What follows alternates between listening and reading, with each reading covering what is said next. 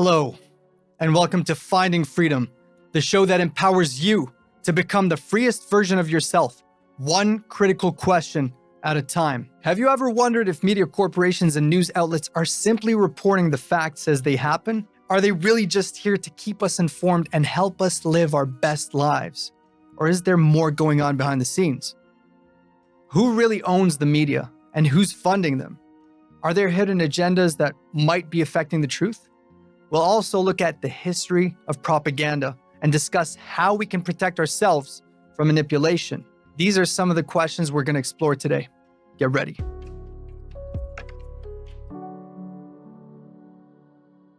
Let's take a trip together back in history. It's the early 20th century, and a man named Edward Bernays is about to change the entire world of media as it was known. Bernays, who earned the glorious title Father of Propaganda, was a master of persuasion or manipulation, depending on how you look at it. He took the principles of psychology and applied them to the masses, crafting messages that could shape public opinion on a grand scale. Bernays didn't just sell products, he sold ideas, beliefs, and behaviors. He invented the term public relations, but his methods were rooted in manipulation, as many people believe. Bernays worked for powerful clients, including major corporations and governments, using media to sway public opinion. One famous example was his campaign to promote bacon and eggs as the American breakfast, which was nothing more than a cheap tactic made to promote the pork industry. His influence extended far beyond breakfast tables, reaching into every aspect of society. Fast forward to today, and the media landscape is a vast and complex network of outlets, each with its own agenda. But are they really there to inform us? Or do they have other interests? Let's take a closer look at some examples.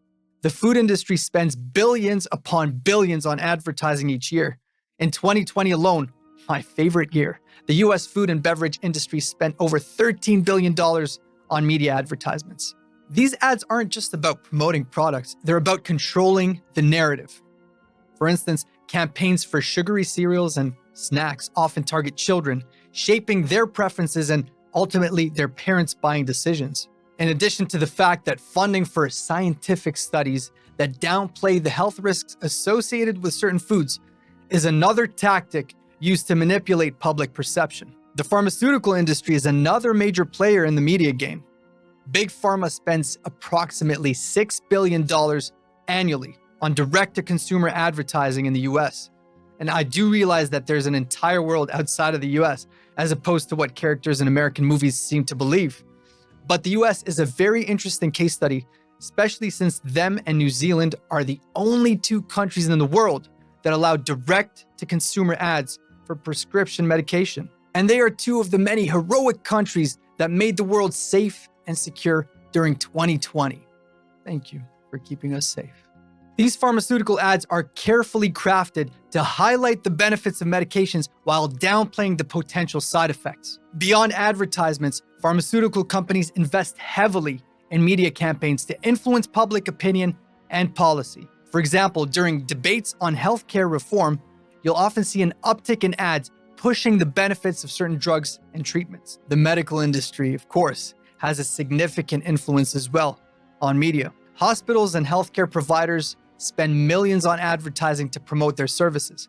In 2018, US hospitals spent nearly $3.2 billion on marketing. This investment shapes how we perceive different hospitals and treatments, and it emphasizes high-tech solutions and new treatments over more traditional, less profitable approaches. So what does this mean for us? It means we should blindly obey whatever we see on our screens from the mainstream media and take it as divine decree, right? I'm sure that's what they want you to believe. I believe it means we have to be critical thinkers, questioning every piece of information we receive. Where did this information come from? Who authored it? Who authorized its publication? And what motives might they have? These are extremely important questions we should ask to uncover the truth behind the headline. Consider this: the same news story can be presented in vastly different ways depending on the outlet. Let's take a headline about a new drug approval, for example. One publication might write, "Miracle drug approved, promises to cure disease X, Y, and Z." And it would focus on hope, innovation, and possibly selling false promises. Another might say controversial drug approved amid safety concerns, which would highlight potential risks. Both headlines are about the same event, but the framing shapes how we perceive it. This is not just about spin, it's about controlling the narrative and influencing public opinion. Being a critical thinker means seeking multiple sources of information, avoiding echo chambers, and not relying on a single news outlet. Perspective is shaped by what we consume, and perspective in turn becomes our reality. The media has a profound power to shape our views and beliefs, and we must actively work to ensure we are getting a well-rounded and full picture. It's important to remember that every single one of us has an agenda, just like the mainstream media does. Even the most well-intentioned actions can have underlying motives. For example, someone might give money or food to a person in need just so that they could feel better about themselves, or because their beliefs encourage acts of kindness. Whether consciously or unconsciously, there is always an underlying reason behind every single action.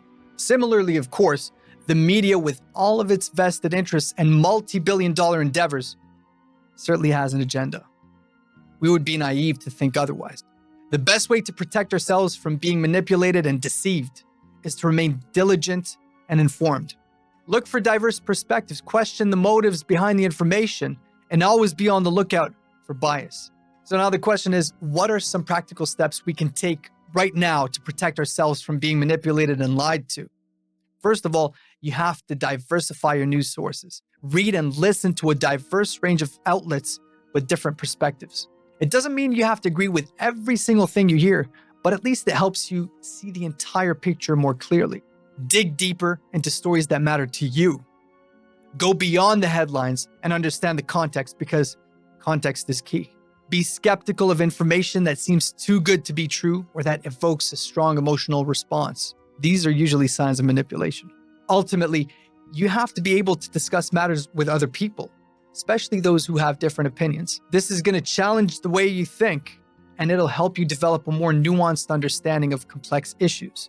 The media is an unbelievably powerful tool, and it has the potential to inform and educate, but it also has the power to deceive and manipulate.